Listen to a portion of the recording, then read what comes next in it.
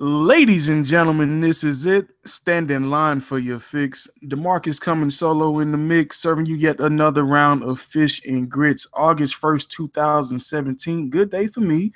And today's show is going to be coming to you guys from draftingsleepers.com. If you have any fantasy news or advice you just want to break down, be sure to go to that site. The Fish and Grits podcast is directly on there, giving you all the fantasy news you need.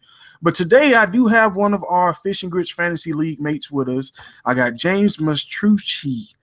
James Mastrucci. Is that correct, sir? Yes, that is correct. You know I butchered it, man. Come on, I'm trying though, James. It's all good. It's all good. But how's it going for you though, man? It's going pretty great. How about yourself? Man, today's going good. Sorry about getting so late to you. Had a couple things lined up before you, but I had to get you in today. I know I promised you last week, so I had to make sure I had to hold up to my end of the bargain, bro. Oh, it's all right. Just tell us a little bit about yourself, James. Well, I was born in Cleveland, Ohio. I currently reside in Michigan. Okay. I've been here since I was about 4 years old. I am a big fan of all Cleveland sports. So, nice. Indians, Cavaliers. You hate Kyrie yet? The situation's a little bit overblown. That video with Stephen Curry's not really looking too good right now. But it's not. Honestly, I think everything will get figured out by the time the season comes around. I'm hoping so. I hope they can patch it up, man. Oh, me too. Man, so what do you do, man? You write for all Cleveland sports, I see. Yeah, I write for the Indians, Browns, and Cavaliers for a website called RotoDen, which just launched shortly after the NBA Finals. It was initially just basketball, then expanded to baseball, then just expanded to NFL. So that's a lot of fun. Nice. I also write for a second website called Cover 32, where I cover the Houston Texans. I love it. So I write for them a lot. Right now in the dead period, it's kind of a little bit hard to find any stories. Have you been looking at anything as far as the training camp is concerned, or are you just trying to wait until the meat and potatoes, like the preseason games start?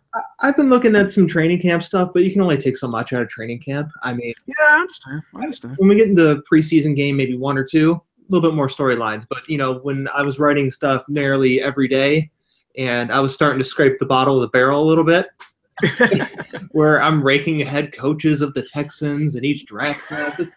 I ran out of some stuff to write. So hey, I tell you, I love looking at anything like that. That is my hometown team. So anything Texans related, I don't care if it's a Periscope, if they got a Facebook live feed. I tune into almost anything. So I definitely be catching your articles, man.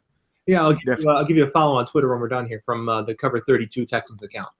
I love it, man. So James, tell me, what are your 3 top sports to watch live?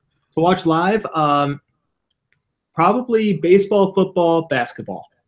Oh, that's a good choice. A lot of people underrate baseball live. I tell a lot of people it's hard for me to watch it at home, but live, I can take about 13 innings. Like I just have so much fun at live baseball games, dude. I can go either way. Depends on the situation. I mean, of course, I love my football. Like I got to see my football. I see my Texans at least 6 times a year. I go to both preseason games and at least 4 regular season games, minimum. I mean, I got the extra innings package, so I watch every Indians game at home in Michigan. I got the Sunday ticket, so I can watch the Browns. Nice. Lose 15 games a year. They may only lose 14 this year. Give them maybe only 12. Man, so how long have you actually been playing fantasy? I've been playing fantasy football for probably about 10 to 12 years now. 10 to 12 years? Yeah. Nice. Playing for a while. How's the hardware looking? You defending champion anywhere? You on a little drought? How's it looking recently? Last year I did not win, but the year before I won both leagues I was in. So nice. I was able to pick up a couple key guys towards the stretch run. So who ended up failing you last year? I know it's always a group up. I mean, if you want to know my experience, I've been banking on Eddie Lacy since he had that breakout season 2 years ago. Yeah. This is actually in the keeper league, so I've been keeping Eddie Lacy the last 2 years, and he's burnt me the last 2 years. So when I hear about getting burned with the keeper league, let me tell you. I think it was when did the Browns draft Trent Richardson? The year after he was a rookie. So that was about 5 years ago now. And Doug Martin before he went into a slump. Rookie year Doug Martin or sophomore Rookie year Doug Martin and rookie year Trent Richardson. Had them both as my keepers for next year. They became unkeeper worthy. Especially Doug Martin, because Doug Martin either get you like 400 yards or like 1,500. It's like, how can I predict you, Doug? Like, I don't know when to play you. And then the rookie, he had like that 200-yard game, that crazy game. Yeah, the one against the Vikings, where he had like 4 touchdowns. Yeah. One was like a 90-yard touchdown. I was like, awesome. I had set for like a decade. Yeah, I got the next big thing. Then Trent Richardson was getting like all the carries. He got 1,000 yards and almost double-digit touchdowns. He did, but you know what? Well, it turns out Jim Brown was right. He was not a believer in Trent Richardson and trust in Jim Brown. They should always trust in Jim Brown. Maybe that's lesson learned, number one, right there. I guess. He told him from day one he's not the guy. Man, do you have any other podcasts that you own, or do you have your own podcast or anything? I do have my own podcast. I started it a couple weeks ago. It's called With the Jimitude. Okay, nice. It's on iTunes and SoundCloud. Okay. How many days a week you do? I only do 1 day a week. It's mostly a sports-based podcast, but it's got a little bit of some, offshoots. So we talk about, some other things. We talked about OJ a couple weeks ago. We talked about poor jersey purchase decisions last week. So it's sports-based, but we, branch out a little bit into the sports conversation, but not necessarily on the field. Okay, cool, man. And as far as the fantasy aspect of everything, do you have a preference as far as like standard or PPR, 2 quarterback? What you like in like the perfect league that you make? Perfect league for me is a 1 quarterback league, but PPR. Half point or full? Full point. Half point is just it's a justification for someone who's normally a non-PPR guy to play PPR, in my opinion. It's like the not fair version. They're like, all right, look, I want to play standard, but I have to. Nobody's happy. Nobody's happy with. That is true, man. I mean, I'm kind of stuck in between. I know the league we're doing is 2 quarterback, half PPR, but I didn't want it to be too crazy. I feel like it was already a little crazy with the 2 quarterback, but that's why I only stuck it at 10 teams instead of 12, to where like somebody won't have, like quality backups. I mean, somebody's still gonna be stuck with Brian Hoyer as like the 3rd string, but hey, it's better than having nobody there like trying to bank on Deshaun Watson. Oh yeah, that's not good. I played a 2 quarterback league twice. I got lucky the first year we played where my starter was Tom Brady. This is back in 2010, I think it was. Whenever RG3 was a rookie, I drafted RG3 in the final round. He was a rookie, so I was able to pair Tom Brady and RG3 together. It's a steal. So it was a great season for me. Yeah. That only worked once. And that was it, huh? Man, so who are a few of the receivers you think is going to have a bounce back type of year? A bounce back year. Well, someone I'm really high on this year is, to come back from what's considered kind of a down year, still an all right to okay year, I guess, is DeAndre Hopkins. Okay. Yeah. You're the second person that said this. Okay. I'm listening. I like DeAndre Hopkins to make a comeback here. A little bit more stability, not Brock Osweiler as his quarterback. I think he'll be better. I do also. Like I told the other person, last year he didn't get a lot of quality targets. And I'm sure you can preach on this because you actually studied the Texans, but Brock Osweiler was throwing passes out of bounds. He didn't.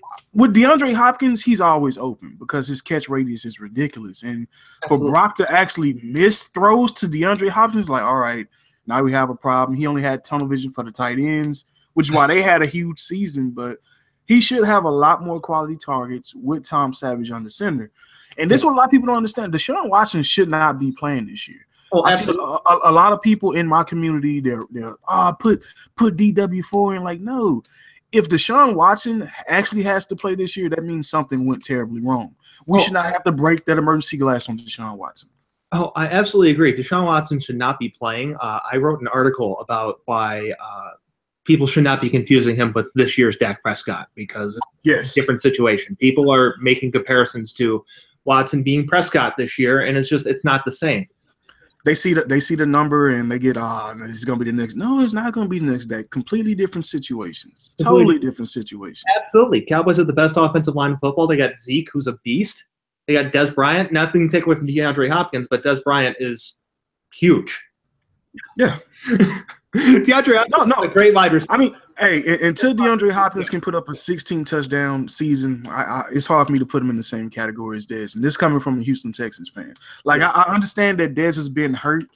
And I really don't expect him to have that bounce back season because I don't think that they're going to give Dak the full range to the offense. But I know for sure that Dez Bryant has the opportunity and the talent to have a 16 touchdown season if they needed it. But with that run again, it's definitely a possibility. I wouldn't be banking on it. But yeah, exactly. Another receiver I think will have a good bounce back season, which would be a great bounce back candidate considering he didn't play at all last year, is Martavis Bryant. Yeah. I'm super high on Martavis this year, man. And what a lot of people don't really see is like, how's he gonna fit into the offense and this and that. But Big Ben is on his way out. I mean, you don't think about retirement unless you really have it in the back of your mind to like he was this close to leaving, and you bring in the explosiveness that Martavis brings, and it's almost a guaranteed touchdown, extra touchdown on their points whenever he's in the lineup. So I do love that bounce back right there. Yeah, so Bryant's definitely another guy on my bounce back list. Definitely. Man, do you see any running backs taking that leap into the elite running back tiers like a Jordan Howard did or Devontae Freeman did a couple years ago? Do you see any running back making that leap this year? There is one person, I'm not being a homer with this, and it's not just to mention an article I wrote earlier today. I think we're on the same page. But Isaiah Crowell. I like it. I like what they did to the offensive line. They improved their offensive line so much. They had one of the worst rushing attacks last year. Or actually, let me rephrase myself. Worst running game blocking. So, yeah, well, only good. I think the Rams got a little something to say about that, but yeah, they was definitely in that conversation. Their blocking was downright bad. I looked at some statistics when I wrote it from Football Outsiders. I don't know if you ever take a look at their website, but when running around left end, they were dead last in the league. Running in between the guards, they were 27th. Running behind the right tackle, 16th, and running around right end, 22nd in the league. That is their most success is running behind Joe Thomas, and that's not a good sign when he's a pass blocker. Poor Joe. I love Joe Thomas, but he deserves so much better than what he's been through. Hey, at least he's loyal. I mean, you see a lot. Look at Brandon Albert. I mean, he was disgruntled in Kansas City, disgruntled when he went to Miami. Same kind of thing when he went to the Jacksonville Jaguars, and now he's retired. At least they don't have to put up with a player like that. So I'd much rather put up with Joe Thomas than a Brandon Albert all day. And that's one of the best tackles I ever seen, like during my years of watching football. The consistency. Never missed a snap. And like how many linemen can really say that, Like every now and then they may miss a game. This guy has never missed a snap since he's been in the league. I don't know how many can actually make that claim that they've never missed a snap. He almost missed a snap, but he made sure they called timeout, so he stayed in the game. Hey, he didn't want nobody to mess up his record. Ain't nothing wrong with that. But, man, what first-round ADP player do you see being a bust this year? Well, I looked at this question very carefully. Mm-hmm. And I have two guys I would consider being a bust. I have two guys who would be considered being a disappointment. Okay. Being first-round players. Guys that I do not see living up to any expectations, so, bust quality. Mm-hmm. LaShawn McCoy, Melvin Gordon. Wow. LaShawn? I can kind of see LaShawn because the age. Is that what it is? It's age, and I'm concerned with his health.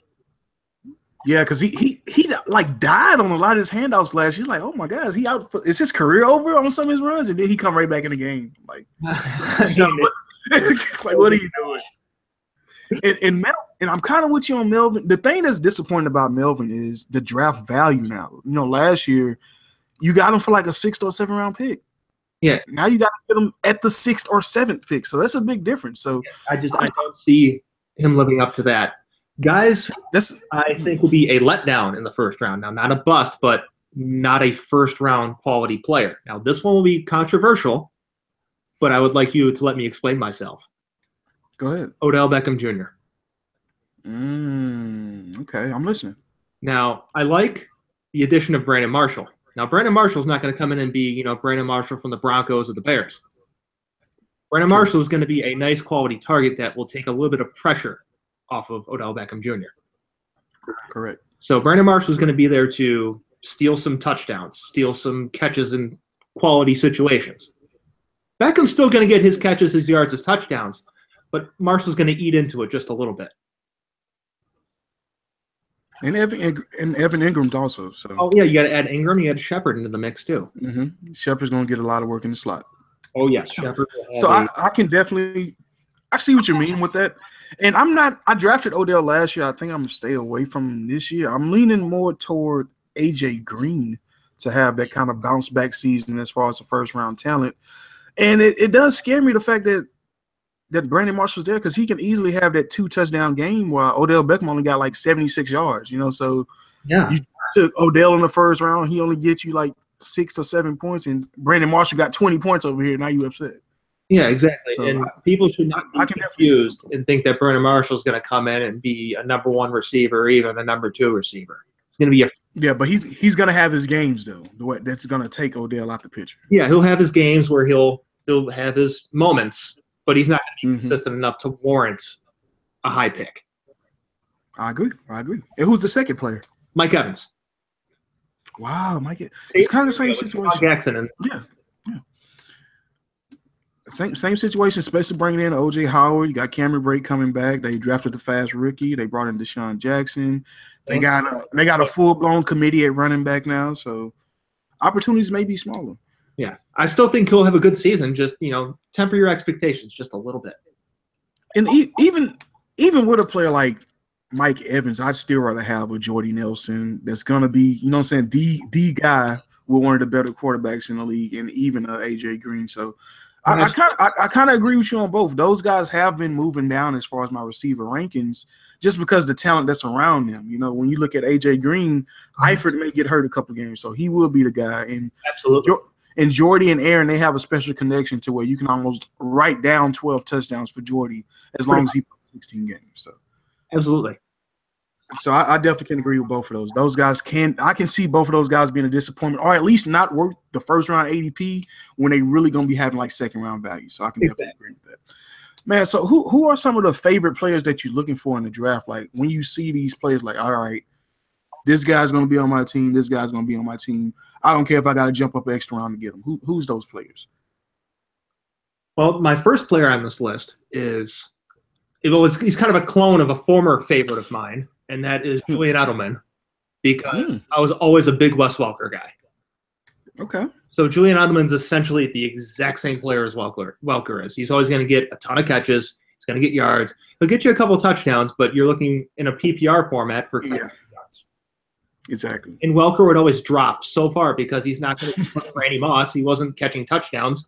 And so Welker was always available in like that 6, 7, 8. Yeah. Those ended up being a top 5 receiver every year. Mm-hmm. So Edelman is always one of my guys in a PPR league format just because he's always going to catch the ball, regardless if Gronkowski's there or not, regardless of Brandon Cooks. Regardless of any running back they have on their roster, Edelman's going to get his catches. True. Now, one of my all-time favorite players from my favorite college, which is Ohio State, is Ezekiel Elliott. So he's a guy I would love to have on any fantasy team. Even if he gets suspended, are you still willing to take that chance on him? Depends on how many games. Depends on how many games. Depends on the format of the league. So if it's just a redraft league every year, might let him slip a little bit. Okay. But if it's like a dynasty league starting brand new with a whole bunch of new people, all in on Zeke. Nice. Without question. All right, who do you like better, Zeke or Maurice Claret? Purely off the college, what they did in college only. Who's your favorite running back out of those two? I love Maurice Claret when he played, but Zeke's my favorite player. Maybe it's just because I'm older now. I get to appreciate him more because I can remember more of what Zeke did compared to what Claret did. Because when Claret was on the national title team, I was 14. Okay. So hey, I mean, I was about to say, I just enjoyed that team, man. What they did with Chris Gamble, Craig Kinsel, like that was one of my favorite Ohio State teams of all time. Yeah, mine too. What Maurice Claret just did, like just being a dynamic player, like I thought he was league ready. I'm like, come on, NFL, let him in the league. Just let him bypass. Just get his one player that shot. I feel like he was ready, but I hated the route that he went down, and Oh, I yeah. just really, really hope that Ezekiel Elliott don't follow that same career path because we already seen one great Buckeye running back go down, even though he is having that redemption story. But Ezekiel Elliott has all the talent in the world. I told anybody this last year. I'm not the biggest Cowboys fan, but I told one of my best friends that, hey, this Ezekiel Elliott kid is going to be the truth, and y'all don't need Jalen Ramsey. If y'all draft him, he may lead the league in rushing, he may win Rookie of the Year, and they may make the playoffs. And two of those three things happen. Yes. So we actually seen that same talent at Ohio State and actually translated, and he showed what type of talent he was last year in his rookie year. Yeah. And I think the sky's the limit. At one point, I can see him rushing for 2,000 yards. Oh, absolutely. Especially he stays in Dallas behind that offensive line. I absolutely agree. Yes, sir. Yes, sir. But, man, when do you feel comfortable drafting the quarterback? Say if it was just a one-quarterback team, when would you feel comfortable? Would you let it wait? Would you try to reach for one of the top three? What's your normal strategy? It depends on the situation. I mean, you can go in with whatever plan you want to in any draft, but there's always going to be that guy that takes that quarterback way too early. It happens every time. There's always going to be the guy that takes Tom Brady at like the end of round 1, top of round 2. Or Tom Brady's a great quarterback, don't get me wrong. It's a little early for him, let's be honest. Yeah, it is. No, it is. I mean, I don't like taking my quarterbacks anything over like 8. Like I want to wait as much as I can. I'm fine with getting like a Phillip Rivers in the 10th. I'd even go as low as Eli, maybe a Kirk Cousins, a Jameis Winston. That's the area that I look to draft in. You know, once I see like the Cam Newtons and the Russell Wilsons go off the board, that's when I start to be more alert to, okay, like what do the other teams have? Is somebody going to be trying to reach for a second quarterback? What kind of game plan? But I usually wait till about the 8th round myself, definitely. It just depends on the situation. I mean, sometimes guys are very running back or receiver heavy, and so they'll be drafting all of those throughout the first 2 rounds. On top of round 3, you still got all the best running or quarterbacks available, and so justifying taking a quarterback isn't out of the question there. No doubt, no doubt. And have you been seeing yourself like lean toward a particular draft strategy? Have you been seeing yourself like, say, for instance, in a mock, have you been taking like receivers early? Have you been taking your running backs early, or just trying to go off best available talent right now? I mean, usually the best way to go is, one, do enough mocks so you get a general idea of what. Exactly. See where everybody's going. Yeah. I mean, you can never prepare for the one person that just goes off the rails. True. One person who just. Yeah, Terrell Pryor in a second. Like, come on, man, really? Like, what? Not Terrell Pryor, but that's a little bit high. Like, what are you doing, dude? I mean, early, definitely go with the running back, and early in the first round. You're in the middle, you can justify getting a receiver of the first round. At the end, that's when you might see a stretch for someone reaching for a running back that doesn't belong there. Yeah, Melvin Gordon, Jordan Howard, people of that caliber. I know exactly what you're talking about. But, man, I know you're talking about going running back early. Out of those top 3, if you had the first overall pick, who is your guy? David Johnson, Zeke Elliott, or Le'Veon Bell? Let's say full PPR. Full PPR? Yeah. For this season only, I would still probably go David Johnson, even though I'm not the biggest David Johnson fan. Okay. However, if it was a dynasty format, I'd go Zeke. Okay. Le'Veon scares me a little bit. You think so, man? I like the fact that he's in a contract year. It's his off-the-field issues that concern me. Understood. That's fair. I mean, he's one more hit away from getting hit with a pretty big suspension. So true. And that's the last thing you need in fantasy is a guy getting suspended for a long time. Yeah, tell me about it, Doug Martin. Just ruined me last year in the playoffs. Josh Gordon. Just to throw that out there, too. Yeah. Man, what rookie running back or receiver do you think is going to have the biggest impact on fantasy this year? I know it don't seem like it's a lot out there as far as receivers. It seems like a more impact is going to come on the running back side of things, but give me a rookie running back and a rookie receiver that you feel is going to be able to make that impact this year. I mean, if I had to pick a rookie receiver, I'm not really that big on any of them, really. Yeah, it's not that many. If I may got 1 or 2. If I got to pick somebody, I Corey Davis, I guess. But it's just because he's the best one available. If Mike Williams didn't get hurt and might not miss. Oh my goodness, be within the conversation. But Tell me, like he was going at a steal, like 8th round. Mike Williams was a guy I was interested in. Then, the Chargers wide receiver curse happens and he gets hurt. Keenan Allen next. Jesus. I'm counting down the days till his injury. Oh, it may not be too long. Maybe hours at this point. Yeah. The way people flying between Baltimore and everybody else getting hurt. Jesus Christ. People are dying. They're dying in this training camp. Like, I've never seen this many injuries. But speaking of injuries, Dalvin Cook is the running back I'd be interested in this year. Nice. He's making some noise too. Dalvin Cook I like because he's able to provide not only the run game but the passing game a little bit. Yeah, I feel that Dalvin has the opportunity to be the 3-down back. And with Latavius being hurt, you insert Dalvin in that lineup, I don't think there's no taking him out. I mean, we've seen what he was able to do at Florida State, and I'm sure they'll be able to translate into the offense that they want to run in Minnesota. Then they're in a dome. So he's on a fast track. And he's one of those guys, he don't amaze you with his 40 time, but his game speed is tremendous. Yes. And that's probably what I like the most about Dalvin Cook, the way. And once you put those type of athletes on that track that has that good acceleration, he's going to be a problem. He's going to be a big problem. And Sammy Biscuits is going to love him. He's going to love him. I'm telling you. Because all he do is throw short passes. I mean, I think it's going to be Cook and Rudolph getting all the production, and whatever they get out of Thielen and Diggs is just going to be extra. But I think the offense is going to really run through Kyle and Dalvin. Absolutely. But the rookie running back I like is going to be Joe Mixon. I just like his talent, dude. I like his talent. I think he can easily take that job over. I feel like he's the combination of what Jeremy Hill and Giovanni Bernard wants to be. You got that in one player, and he can play all 3 downs. He's a tough runner, and he's made for the AFC North. So it's certain players that go to the Browns, the Steelers, the Ravens, or the Bengals that they're built for this. So I really think he's going to be able to take over that running back spot. I want to say at least midway into the season. I still know Jeremy Hill is going to get the goal line carry, so the touchdown upside won't be there.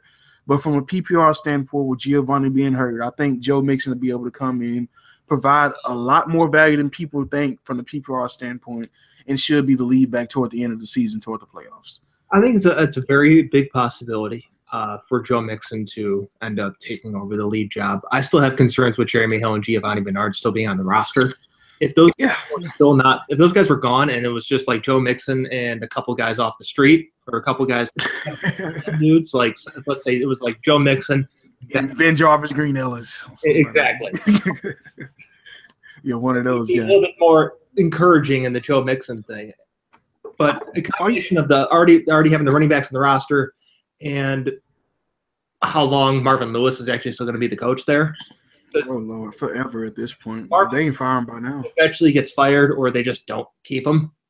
And they bring in a coach that's just like, Joe Mixon is not my guy. I don't like what he did. He could just be, benched forever at that. That is true. That is true because that's kind of what you've seen when Atlanta changed regimes because, they didn't draft Freeman and Tevin Coleman was a starter. So, yeah, I know exactly what you mean. They may bring their guy if they want to start at running back, and they may feel different about his off-field action. So, yeah, that could be a situation. I see exactly what you mean. Are you getting any buzz on Christian McCaffrey now that we in the training camp? They saying he's looking impressive. Do you feel like he'll be on your team, or is it still too high of a risk? It's too high of a risk for me, and honestly, he's like 3rd round. He's like 3rd round right now. Honestly, my concern with just the Panthers draft class entirely is that the selections of McCaffrey and Samuel, they drafted the exact same player. The exact same player. Makes no sense. I didn't understand. I ripped them endlessly for that pick. Because I'm like, okay, McCaffrey, I get it. They'll pair him with Stewart. They can put him out wide, catch some screen passes. Then they go, Curtis Samuel. I'm like, what? You just drafted this player. Can you get a regular receiver out there? Because now you got tight ends that need to look like receivers. Or receivers, or running backs, they want to be receivers. It's like, dude, y'all doing everything backwards right now. The Curtis Samuel just presence concerns me because he's going to be used in a similar way that McCaffrey accepts. The exact same way. That's the biggest issue. I mean, if they didn't draft Samuel, McCaffrey, be interesting, but Samuel and McCaffrey excel in the exact same way. Yeah, exactly, exactly. Not What, all right. to get carries, but there's the possibility of a wildcat package or a jet sweep where they might hand it off to Samuel. And then I'm also starting to get concerned about Fournette. Like we was just talking about Brandon Albert retiring, and now you got Cam Robinson, rookie Cam Robinson, moving to the left side of the line. And oh my God, for week one, talk about talk about going through hell. Week one, rookie year, you got J.J. Watt, Clowney, and Merciless on the other side of the ball, rookie year. Away. Like Cam Robinson, God bless you. So Good luck. it's gonna be a long day for them. But how do you feel about Leonard Fournette? Do you think somewhere down the road he may be a good fantasy option, or are you just gonna have like a let me see what he do this year approach? I'm not gonna get any stock in on him. How do you feel about Leonard Fournette so far? Leonard Fournette is someone that if you could get him later than what he is expected to be drafted at. He's like mid-second right now. Like if you could get him at like the end of the second, or for some reason he hangs around in round 3, True. worth a flyer. Yeah. My concern is not with Fournette or the line; it's with Bortles. Oh yeah, that's the problem. He's hot garbage. Let's just put it that way. And I wish that someone like Tom Coughlin would have seen it. The biggest thing I've been telling a lot of people this offseason, James, is if the Jaguars went this route, maybe traded down or took Deshaun Watson at that same spot, then you can still take Cam Robinson in the second. Then you take Deontay Foreman in the third. They win the offseason. Yeah. It's no way they don't win, but they did everything kind of backwards. Like I feel like they should have brought in another quarterback to at least compete or to let Blake know, like, hey, if you don't get it together, you're going to be out of here. By going all in on Blake, you kind of putting Doug and Roland in a bad situation. Because we see why Gus Bradley got fired, and now you kind of following him down the same exact path. Yeah, they're expecting different results with doing the exact same thing, which actually is the definition of insanity, by the way. It's similar to like when Gary Kubiak thought he could fix David Carr. Like you can't fix them. Like some players are just broken beyond means. Like it's just no going back. And I feel like that's what you got with Blake Bortles. A lot of people want to give him praise for having like a 30 touchdown season when like what was it 18 of them or like 20 of them came in the fourth quarter when they was behind. So a lot of them were behind. A lot of them were on short chuck up plays. So it wasn't really all that impressive when you like break it down. When you look at the base numbers, like 30 touchdowns. When you dive a little deeper, it's like, oh, they were down by just getting smashed all around the place. I think like what really just had me just down about the Jacksonville franchise was the Thursday night football game they had against Tennessee. Well, Tennessee jumped on them early. Yeah. And then at one point on a drive that the Jaguars made, they took a handoff, the running back slipped, and he just stayed on the ground. Just laid there like, I don't even want to get back up and run. I'm like, at that point, your team quit on you. Pretty much. Like they don't want to play. If you don't have respect enough for your teammates or your coach to get up and still try to at least get a yard, don't just lay on the ground, dude. Like you failed. So that pretty much like gave me the entire description of the Jacksonville Jaguar season. And I knew that Gus Bradley was out the door, and I think he got fired either the next day or the following week. It was atrocious, dude. Yeah, it was not good. But of those rookie running backs we talked about, if you had one you had to pick for a dynasty league, which one would it be? Would it definitely be Dalvin Cook, or would you look somewhere else? I would actually go with Fournette with the expectation that Bortles is gone next year and they replace him.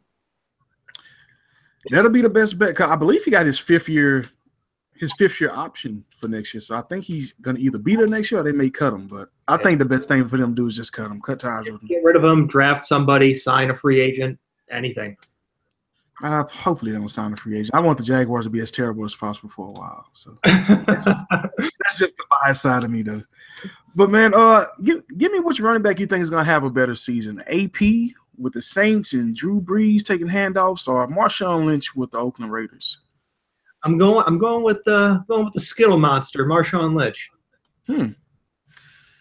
Okay, that's interesting, man. You don't think DeAndre Washington or Jalen Rashad is going to be able to come in and take any carries from? Because you see, they want to limit him to under 200 carries or 200 touches for the season. Well, what needs to be considered, I think, is that the Oakland offense, they're going to limit his carries. They're going to limit he's not going to have a ton of yards. So expecting him to be a number one fantasy running back, just throw that out the window. No, that's not happening. He's gonna get probably, I don't know, maybe 15 touches a game just to preserve him throughout the season. He's probably gonna get a couple receptions over the course of the year. He's gonna not too many. He'll probably get around 10 over the season. But it's not necessarily a whole bunch of faith in Marshawn Lynch as I don't have all that much faith in Adrian Peterson in New Orleans. True. Well, I mean, the thing with Adrian Peterson, he's one of those guys to where if you hand him the ball and he breaks off for a 40-yard run, it's going to be hard to bring Mark Ingram in there and like, hey, all right, Adrian Peterson, get a rest. Because as the game goes on, we've seen Adrian Peterson get stronger. Yes. And he's that kind of guy to when he gets his 15 to almost 20 touches, he may get you 160, maybe 200 yards on a good day. And I just don't really see that happening with Lynch. But I know it's a lot of ifs and ands, but when you talk about playing in a dome and then in a division that's like, hey, score points, score as many points as you can in the NFC South, it's gonna be a lot of tough. It's gonna be a lot more tough matchups in Oakland when you talk about Kansas City and that defense and whatever the Chargers defense is gonna do this year. Because they was pretty impressive last year, and I think this year Joey Bosa is gonna take that next step. And he could be as dominant as a 99 that's down here in Houston was in his second year. And then you also bring in the fact that Denver is still gonna be a great pass coverage team and run a little bit, but losing DeMarcus Ware may play a factor into it. So it's just a lot more tougher matchups as far as the defense is concerned that Lynch has to go through. And AP, I can see him running all over Tampa Bay. I can see him running all over Atlanta, inside the dome at Atlanta or at New Orleans. So it's just the elements are a little bit different with AP, and I can actually see him dominating. They kind of pushing Mark Ingram to the side. It just wouldn't surprise me as much. Oh, kind of. I think it's going to be more of probably a 40-40 timeshare between the two, with the other 20% going with whatever other running back no one's ever heard of on their. Yeah, probably Alvin Kamara, the rookie that they got. Somebody's going to come like Travis Cadet, come in and get a couple. Get you about 6 catches and a touchdown. You just never see it coming. He's always good for stealing points from any fantasy owner. Exactly, man. So go ahead and create a super team for me, like a 2 quarterback, 2 running back, 2 receiver, 1 tight end, 2 flex. What you got, man? Okay. Well, I took about 5-10 minutes to think this one over. I'm like, because some answers just say, oh, it's too easy, but making it, a super team, a realistic, I guess, not necessarily realistic. Some of these picks are ridiculous if you were able to get this on your team. But if I were to hypothetically put together a super team, let's say a daily fantasy thing on FanDuel. There we go. Yeah, there you go. This was actually a possibility, I'd be all in on this. But quarterbacks, I got to go with Tom Brady. No problem. He's always good for a couple touchdowns. Guaranteed at least 2. Yeah. I'm a big fan of Derek Carr, so Derek Carr is my other one. That's nice. Which also plays into my Marshawn Lynch answer a little bit. I believe in Derek Carr. I do too. I mean, that offensive line is great. As long as you have the offensive line to protect the star quarterback, you'll be in good shape. Yeah. Running backs, I got my boy Zeke and Le'Veon Bell. Nice. Receivers, I got Julio Jones and DeAndre Hopkins. I have Jordan Reed. Oh, with the injuries, man, you seen him lately? Even with the injuries, he is very dynamic. It's not many tight ends that you know for sure is going to get the red zone targets like Jordan Reed. Yeah, he'll get a lot of run zone targets, and other top tight ends are just as injury prone as he is. So, just you pick Gronk. Oh, he's injury prone too. So, true. Just basically pick one. Flex, Terrell Pryor and Danny Woodhead. I love Pryor so much this year, and all the reports are only making it a lot easier for me. This is a guy that I decided to actually keep, and in one of my keeper leagues, I'm gonna be going with Amari Cooper, Terrell Pryor, and with the Andrew Luck lose, I think I'm gonna be going Sammy Watkins over T.Y. Hilton. Oh, absolutely! I am avoiding all Colts players at all costs. Yeah, so I'm this injury is just too much because T.Y. Hilton struggles when Andrew Luck is not there. I think he averages like 7 points on games that Luck doesn't play. And Terrell Pryor kind of coincide with what I was just saying about Jordan Reed. If Jordan Reed is hurt, those red zone targets may not be going to Vernon Davis. They may be going to Terrell Pryor. Absolutely. And the way he's just been owning these dudes in practice, like I love it. Because now he's coming. Catch today? Yes, I seen the one-handed catch from the backside shoulder with the left hand. It was beautiful, man. And for a guy that was just playing quarterback, he was my fantasy quarterback about 4 seasons ago. That game in Oakland when he had that ridiculous run, like that 90-yard run, championship with it. So, oh man, for him to go from one of my fantasy quarterbacks to last year, I had him, gave me 1,000 yards, even though it was a little inconsistent. Had the 2 touchdown game, so. He showed the potential. I mean, you also seen it too. He played with the Browns, and for him to go with a quarterback that can actually give him quality targets, like we was talking about with Tom Savage and DeAndre Hopkins, this is a good move. And I know a lot of people are high on Jamison Crowder, but that frame, that 5'8" frame compared to the 6'5" frame, who you throwing to? Who you throwing to, James? Pryor. Jamison Crowder is the slot guy at best, but yeah, at best in that offense. Exactly. The stable play of Kirk Cousins is going to give Terrell Pryor so much more opportunities to perform this year. He played that good with, Josh McCown and clipboard Jesus. So stable quarterback situation is good for him. It definitely is. I mean, it's good for anybody just to have those quality targets. If you can get a quarterback, they can put it in a spot where you can actually make a play, you'll take that all day. Oh, yes. But, man, give me some good breakout and bust or some sleepers. Just give me a few players to throw out there real quick before we wrap everything up. All right, some breakout players. I already mentioned one, Isaiah Crowell. Another one is Sterling Shepard. I think he's going to move into that,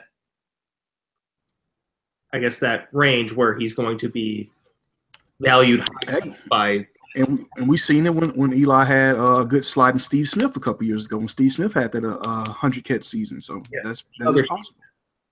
Mm-hmm. Yeah, the other Steve Smith. And this is a guy in your neck of the woods, C.J. Fedorowicz. I like him this year. It's a lot of tight ends I like though, James. I mean, with me dropping a T.Y. Hilton, I wouldn't be too inclined to have like a Jack Doyle on my team. Kyle Rudolph is going super late. Eric Ebron, I'm still high on. CJ Fedora, he's that player you get if you miss out on all the other big names. Oh, absolutely. But he definitely looks very impressive. Man. I like when my tight ends are committed to run blocking and developing their hands, and that's what CJ has done. I mean, coming out of Iowa, all they really known for is run blocking tight ends. Pretty much. And for him to become the ultimate tight end, it's like, man, you really don't need a Ryan Griffin or a Steven Anderson out there when you can just leave CJ Fedorowicz out there the entire time. So I actually love his game. I feel he's very underrated, especially in the run blocking aspect of it. Yeah, he's improved every year too, which is also every single year. Just as bad as a quarterback situation as Cleveland has. So yes, sir. Thrive in any, bad quarterback situation. How do you like Njoku? You think he'll be able to make some noise this year, or what are you seeing from Njoku so far? I like Njoku, but I think he's more of a long-term project. I think the Browns are going to use Seth DeValve more than Njoku at this moment in time. But that's just because DeValve's more experienced. That's purely the only reason. Understood. Because I think I heard they're not even lining him up to block at the moment. I think they're using him strictly as a receiver, right? At this moment in time, I believe that is correct. Okay. So, yeah, that leaves a lot of plays for him not to be on, especially like play action. So, yeah, he's very limited right now. But I do think sooner or later he's going to have a lot of upside. He'll have a ton of upside. I think early on in his career he'll play more like a Devin Funchess does in Carolina. Yes. Yeah. More of a receiver, not a tight end. He'll have more of a start to his career in that type of role. I can definitely agree with that, man. Yeah, just give me a few more players, though. Couple sleepers I got. Julius Thomas. Now, he went to Jacksonville and died. Now, that sounds normal. Basically where every player goes to die. There, Cleveland. That's where you go where your career's on the end, pretty much. Yeah, AJ Bouye. Messed up. Tayshaun Gibson. Barry Church, all of them. I am a little bit afraid of Calais Campbell though. That may be another monster right there, but we'll focus on that another day. Yeah. But Julius Thomas, I think, has a chance to revive his career because not that Tannehill's great, but I think Tannehill's a lot better than Blake Bortles. True, And a lot. I think he'll be able to feed him the ball more consistently, more accurately. And I'm not really all that impressed with Miami's receivers either. So having some sort of big athletic target will be beneficial to Tannehill. No, I can definitely agree with that because it seems like the Miami receivers are not consistent. One week you got Parker may have 100 yards, then Kenny Stills may get 2 touchdowns somehow. Then Jarvis Landry want to put up 11 catches for 130 and no touchdown. So it's definitely a role for Julius Thomas to fill, and I can definitely see him filling that. I mean, when they actually had Cameron Jordan being productive, he was pretty good in there. Charles Clay, he was pretty good. So I know they can use the tight end in Miami. They just need consistency. So. Absolutely. A couple guys I have on my bust list. We already mentioned one of them. That's Jamison Crowder. Everyone's high on this guy, and I don't understand it. I'm not either, man. I'm super low on Jamison Crowder. I think Josh Doctson may have a better season than Jamison. I understand he's going to be in the slot. He's going to get his targets. But if Jordan Reed is healthy, he's going to dominate the middle. Terrell Pryor is going to have the outside. And Josh Doctson can dominate the outside or the inside. So yeah, I don't. And then his size. The size is a concern for me. I don't want a player that is one good pop away from just being on my RR spot. So yeah, pretty much. And another one who I'm also putting in the bust category is Todd Gurley. Hey, I can't trust the Rams. He bust last year, so that's not a big surprise. And I don't think they did enough to improve the offensive line around him. I feel like they got a little bit worse, especially trading Greg Robinson. Even though he wasn't doing much, but that's still depth. There's still depth on a team that has probably the weakest offensive line in football. So, I understand.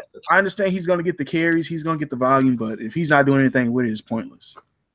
Yeah, it's definitely. I'm not big on him. I think it's going to be a bust. He was great as a rookie, but it's all been downhill since. Yeah, it really has. Once everybody started watching the tape and realized he had the deceptive speed and they start stacking that box, it's been pretty much downhill for Todd Gurley. So, the poor quarterback play is not helping matters either. They can just hey, Jared Goff beat us. Good luck, Jared. Good luck. Well, man, open. Man, I appreciate you coming on, James. I look forward to having more conversations with you. We'll try to get this in every other week, and as the preseason games roll in, I want to get your analysis on what you've been seeing, any type of trends that you've been seeing as far as training camp. I definitely want to look forward to building this relationship with you, James. Oh yeah, I would love to be back. Oh, no problem at all, man. But as for now, this has been Fish and Grits, and you guys have just been served.